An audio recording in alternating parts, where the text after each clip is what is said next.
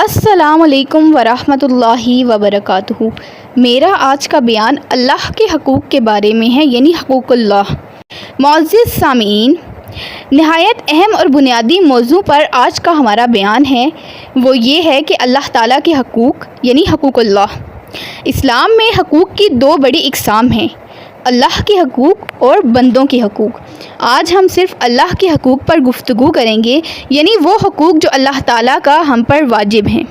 سب سے پہلا اور بنیادی حق یہ ہے کہ ہم صرف اور صرف اللہ تعالیٰ کو رب، خالق، مالک، رازق اور معبود مانیں۔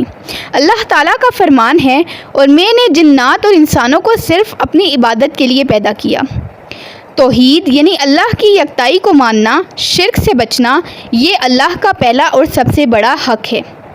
دوسرا حق صرف اللہ کی عبادت کرنا، یہ اللہ تعالیٰ کا ہم پر عظیم حق ہے کہ ہم صرف اسی کی عبادت کریں۔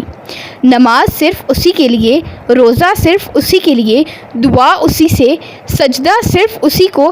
نبی کریم صلی اللہ علیہ وسلم نے فرمایا، اللہ کا بندوں پر حق یہ ہے کہ وہ صرف اس کی عبادت کریں اور کسی کو اس کا شریک نہ بنائیں۔ تیسرا حق اللہ کا ذکر اور شکر ہے۔ اللہ تعالیٰ چاہتا ہے کہ اس کے بندے اس کا ذکر کریں، اس کا شکر ادا کریں اور اس کی نعمتوں کو یاد رکھیں۔ اللہ تعالیٰ فرماتے ہیں، تم میرا ذکر کرو، میں تمہیں یاد رکھوں گا، اور میرا شکر ادا کرو اور ناشکری نہ کرو۔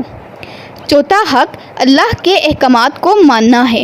اللہ تعالیٰ کا یہ حق ہے کہ ہم اس کے تمام احکامات کو قبول کریں، ان پر عمل کریں اور ان سے انکار نہ کریں۔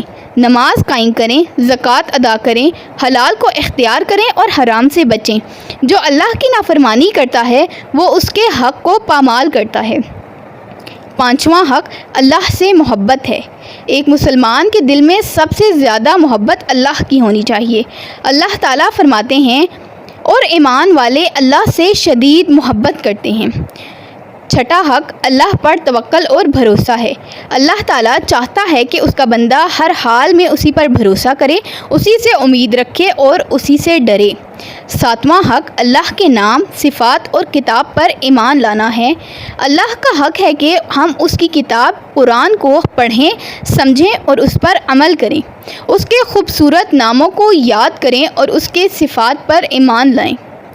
اللہ کے ہم پر حقوق یہ ہیں، توحید پر ایمان، عبادت صرف اللہ کی، شکر اور ذکر، احکامات کی اطاعت، اللہ سے محبت، توکل اور دعا، قرآن اور دین کی پیروی۔ اگر ہم اللہ کے ان حقوق کو پورا کریں گے تو وہ ہمیں دنیا و آخرت میں کامیابی عطا فرمائے گا، اور اگر ہم نے اس میں کوتاہی کی تو یہ ایک بہت بڑا ظلم ہوگا۔ اللہ ہمیں اپنے حقوق کو پہچاننے اور اخلاص سے ان پر عمل کرنے کی توفیق عطا فرمائے۔